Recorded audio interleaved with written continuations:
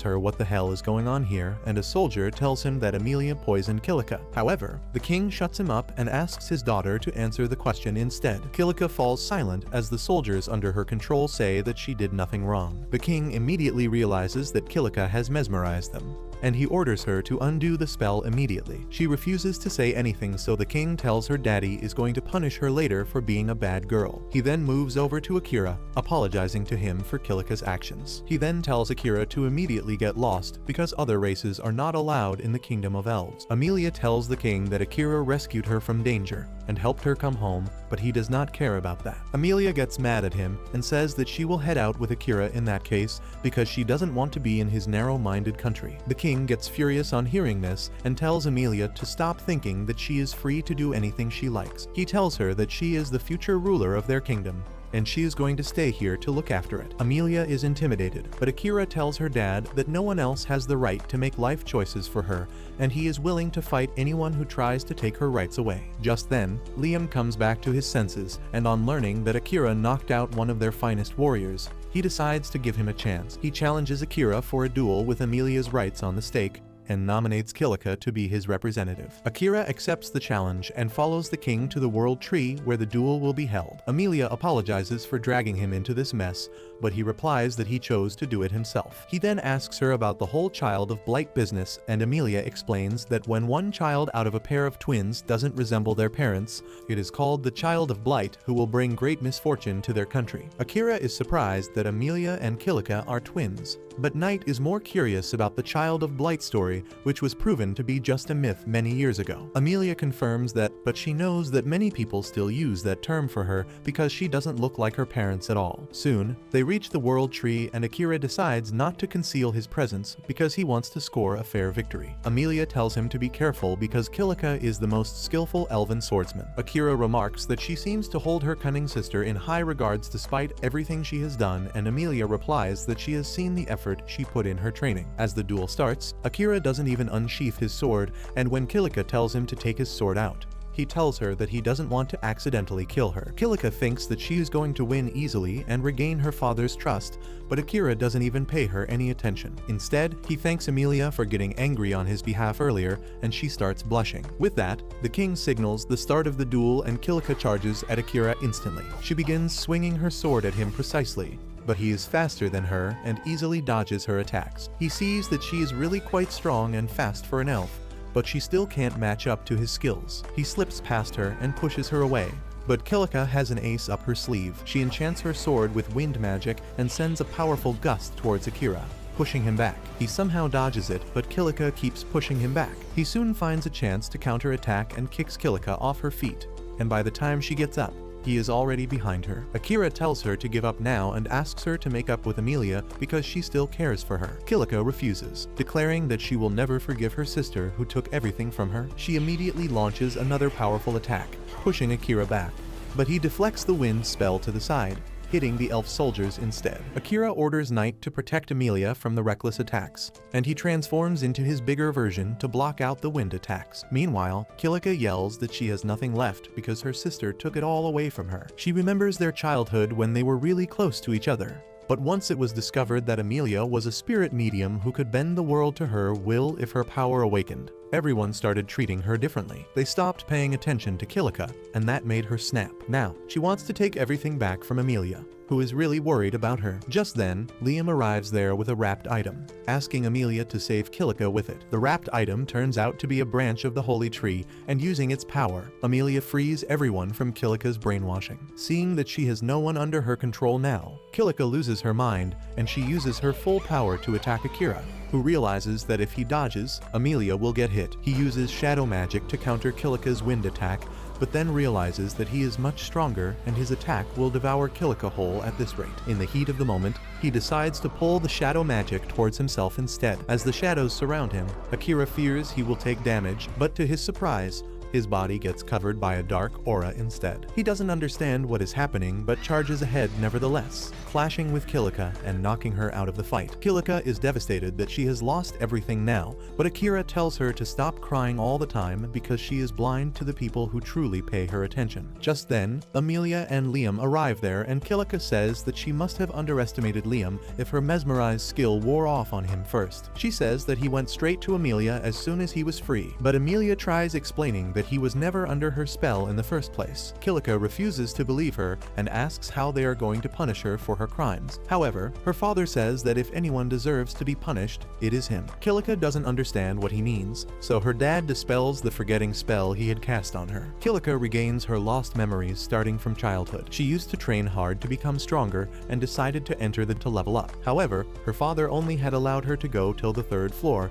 and she was not confident if it could be good enough. One day, a shady woman offered her help to grow stronger quickly. She gave her a magic item that could summon stronger monsters that would help her level up quickly, and the innocent Kilia took it without thinking much. However, once she used the magic item, powerful orcs spawned in front of her, and she couldn't win against them despite her best efforts. She decided to run away instead, but when the orcs followed her out of the dungeon, she grew worried that her people would be in danger at this rate, so she decided to confront the orcs with all her might. Just as she was about to lose, Liam rushed to help her with the soldiers, but suddenly, a shrewd goblin jumped out of the bushes and pierced Liam's chest with its arm. As the shady woman laughed that her plan was successful, Kilika was devastated, and the king had to use his magic to make her forget it all. Luckily, Emilia was able to save the day by creating a magic to revive Liam and other dead soldiers. After that day, everyone tried to keep their distance from Kilika so that they wouldn't accidentally reveal the truth to her, and she thought that they didn't care about her because Emilia was a spirit medium. The king says that he wanted Kilika to win the duel against Akira and prove her worth as a royal,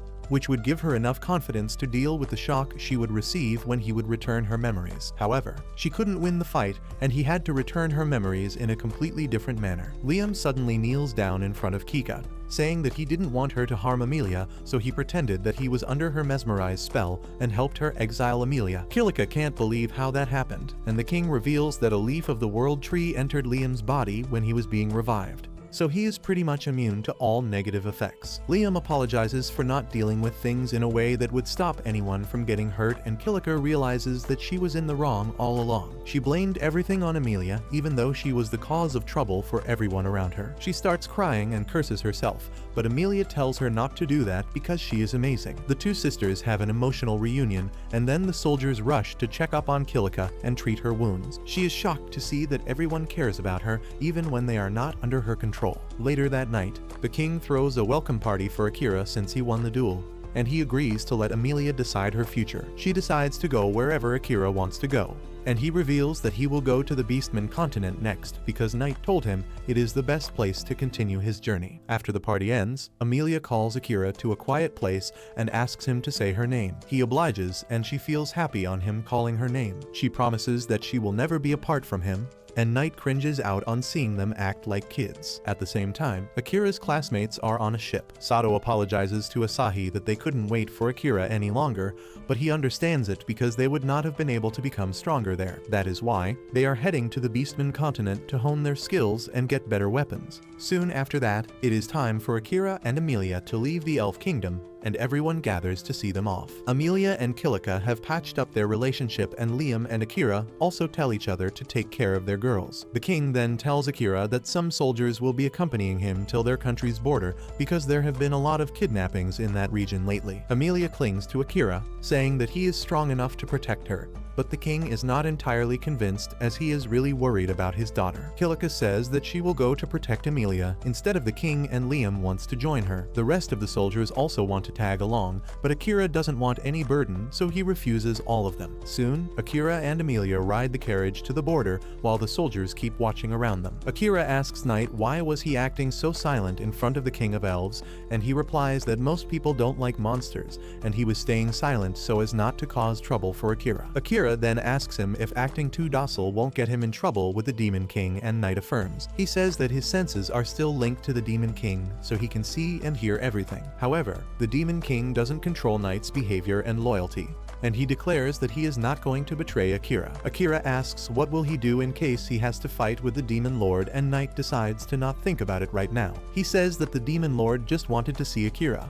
and Emilia suggests that he might actually want to become his friend. Knight supports her suggestion, saying that Akira was really cool yesterday and that must have gotten the Demon Lord's interest. He says that no one else can even use shadow magic, but Akira coated himself in it. Akira says that it is not as impressive as they think when suddenly, his danger detection ability goes off. He orders the soldiers to stop the carriage and gets out to find that the kidnappers are waiting for them with a hostage. They threaten to kill the girl if Akira and his group make any moves and then hand them a rope to tie each other. One of the bandits recognizes Emilia, and he starts thinking about how happy their boss will be when they take the elf princess to him as an offering. While the bandits are distracted by this, Akira uses his skill to conceal his presence and then knocks out the bandits before they can even blink. When he returns to normal, the bandits are on the ground and Akira tells the soldiers to tie them up. In the meantime, Emilia frees the hostage, and then Akira interrogates the bandits, asking about their boss, whom they called Graham earlier. One soldier tells him that Graham is a royal in Uruk, the biggest nation of beastfolk. Akira tells the soldiers to take the bandits back to the capital because he can continue the journey on his own from this point. The soldiers tell him they have got orders to escort him to the port, but Akira manages to convince them to go back. Soon, they reach the port and board a ship. Akira tells his friends that as soon as they reach the beastfolk continent, he will get some good weapons and level up further. Emilia is surprised to hear that he still wants to grow stronger, and Akira replies that he won't leave any stones unturned to avenge Commander Saren. Knight tells him that the port town in the Beastfolk continent has a dungeon, and he can level up there. However, reaching there will take them at least a few days, and in the meantime, they should just relax and enjoy the trip. As the ship sets out on its journey, Emilia gets excited to recreate scenes from Titanic. She talks about how she wants to do the Titanic pose with him, but he is a Sigma male who doesn't pay any attention to her. Instead, he decides to read a book that the king gave him as a farewell gift. Emilia curses her father for giving Akira that is distracting him from her,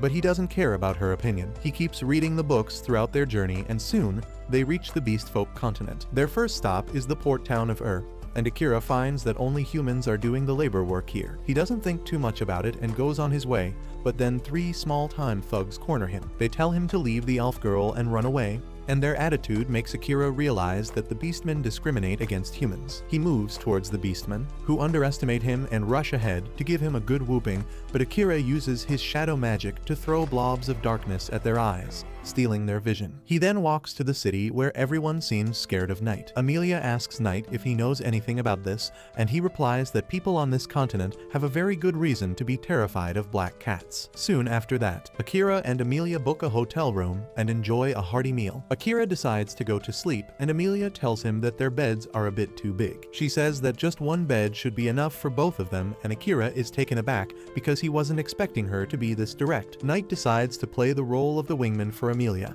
and he tells Akira that he is going out on a midnight stroll, so they should do whatever they want. Akira is left puzzled now, and Emilia happily hops into the shower for him. However, when she comes out of the shower, Akira has already fallen asleep, and she doesn't want to wake him up. She gently kisses him on the cheek and sleeps beside him. But turns out Akira was just pretending to be asleep because he didn't want to do anything with the dispo bitch. The next morning, Knight returns just in time as Akira wakes up. Emilia also wakes up in a few seconds, and then Knight tells both of them to get dressed because a guest is coming over soon. The guest is a goth beastfolk blacksmith named Crow, whom Knight called in to help Akira. Crow coldly replies that he couldn't refuse a summon from the nightmare of Alderia, and Emilia is curious about what it means. Akira, on the other hand, already has an idea what Crow is talking about, so he doesn't go into the details. He introduces himself, and the blacksmith immediately asks to see his weapon. Akira shows him the sword that is chipped at a lot of points, and Crow can immediately tell which dungeon he used it in based on the damage patterns. Akira is impressed and asks if he can repair it, and the goth beastman replies that he will do it for the right amount of money and raw materials. Akira accepts the conditions and then asks him to prepare 20 throwing weapons as well. Crow realizes that Akira is an assassin, but he feels that he is not mentally ready to handle his weapons without damaging them. Emilia gets mad on hearing this, but Akira tells her to chill because Crow is right. Knight agrees, saying that Crow might be a blacksmith now, but once upon a time, he was the member of the hero's party. Akira and Emilia are surprised by this, but Crow doesn't want to dwell on the past. He hands Akira the list of the raw materials needed along with the cost of repairs. He goes away with that, and Knight tells Akira that Crow might have an arrogant attitude, but he is the most skilled blacksmith on the entire continent. Akira believes him, but he wonders how can he gather the required amount of money quickly. Knight tells him to hit the dungeon and hunt some monsters for that, and he can also gain some raw materials in the process. In the meantime, Emilia has been acting impatient, and she suddenly tells Akira that she is going to talk to Crow about something. He tells Knight to go with Emilia, while he gathers some information in the meantime. Emilia follows Crow to his workshop, and he coldly asks her what does she want. Emilia says that the previous hero's party failed to defeat the Demon Lord, and only the hero and the beast